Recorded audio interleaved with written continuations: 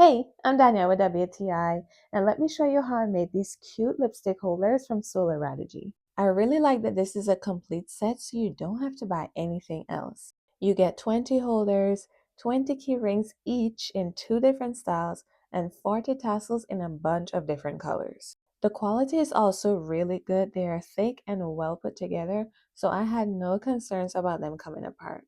Once you press them, they will naturally flatten a bit, but they were still pretty sturdy once I sublimated them. Now to the fun stuff. These are neoprene sublimation blanks, so the best part is being able to customize them with your own designs. And for this, I do have a couple of tips. I used 400 degrees for 40 seconds and that worked great for me. You do get a good amount of blanks as I mentioned, so I highly recommend testing it out with your specific heat press. My second tip is if you're using a full cover design, I found that folding that paper over that top part where the keyring goes and taping it pretty well helped to close that gap.